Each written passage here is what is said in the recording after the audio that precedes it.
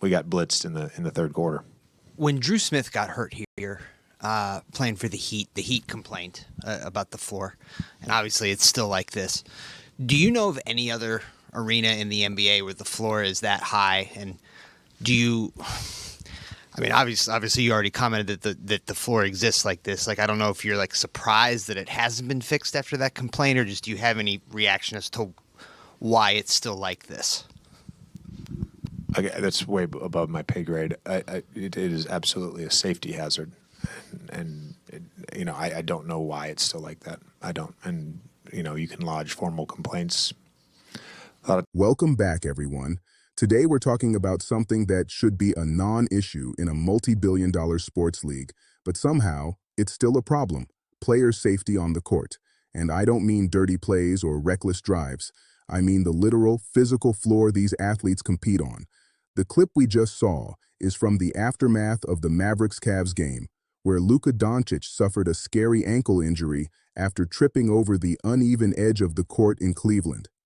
But the real story isn't just Luka's fall, it's the stunning, almost resigned reaction from Luka himself, and, even more damningly, from Mavericks head coach JJ Redick. This clip exposes a shocking lack of urgency from the NBA to fix a known and dangerous problem.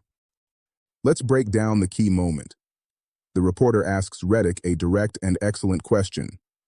When Drew Smith got hurt here playing for the Heat complained about the floor, and obviously it's still like this. Do you know of any other arena in the NBA where the floor is that high? And are you surprised that it hasn't been fixed after that complaint? Redick's answer is a masterclass in restrained frustration. He starts with, "That's way above my pay grade." A classic deflection, but you can hear the subtext. This is an institutional failure, not a coaching one. Then he delivers the money quote, clear and unequivocal. "It is absolutely a safety hazard, and I don't know why it's still like that." I don't. He finishes with the crushing reality of bureaucracy. "And you can lodge formal complaints." The implication is deafening. Complaints have been lodged. They have been ignored. This moment is significant for several reasons.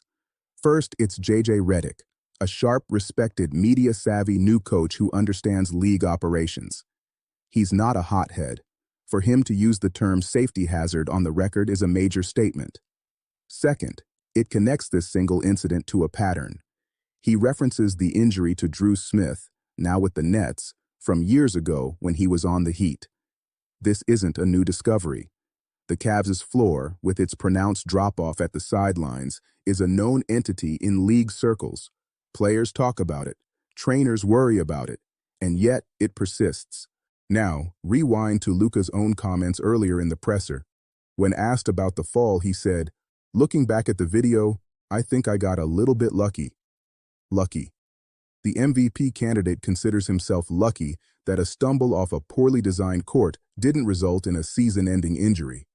Even more telling, when asked if the court's drop-off entered his mind, he instantly replied, "That's the first thing I thought. That's why I got scared." He then adds, with a hint of sarcastic resignation, "But that's the only court that's like this. But I guess it's my fault, so I stopped jumping like that."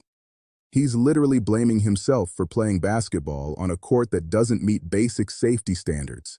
That's insane. This creates a perfect storm of negligence. You have a superstar acknowledging a specific fear, a coach formally labeling it a hazard, and a documented history of injuries linked to the same exact spot.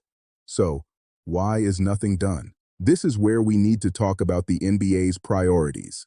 The league will fine players for uniform violations in minutes. They will issue lengthy reports on minor altercations. They invest millions in high-tech analytics and player tracking. But they can't seem to mandate a standardized flush court surface in every single arena?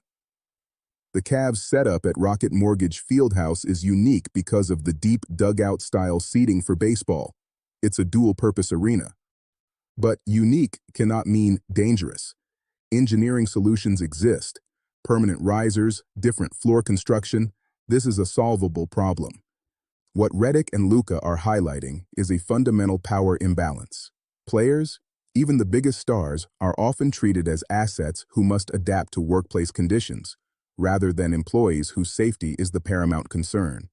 You can lodge formal complaints, Reddick says, but what's the point if the complaints lead to no action? It echoes the famous slippery court incident in Dallas earlier LUKA referenced, where players had to threaten not to play to get a game postponed. It seems the league only reacts when the threat of a work stoppage or massive public scandal emerges. The irony is thick. The NBA markets itself on the health and availability of its stars. International broadcasts, MVP races, fantasy leagues, all of it relies on Luka, Giannis, Jokic being on the court. Allowing a preventable environmental hazard to persist is not just negligent, it's bad business. One wrong step, one torn ACL from that ledge could alter a championship race and cost the league millions in viewership. So, what needs to happen? Public pressure. Clips like this need to go viral. More players and coaches need to speak up with the same blunt clarity as JJ Redick. The Players Association needs to make this a non-negotiable point in the next CBA discussion. Standardized court safety protocols for every arena with independent inspections.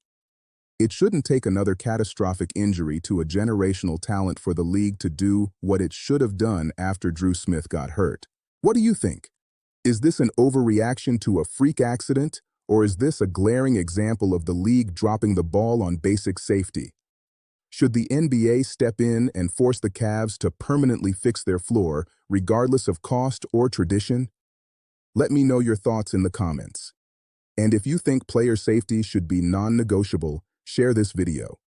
Sometimes it takes public outcry to change the game off the court.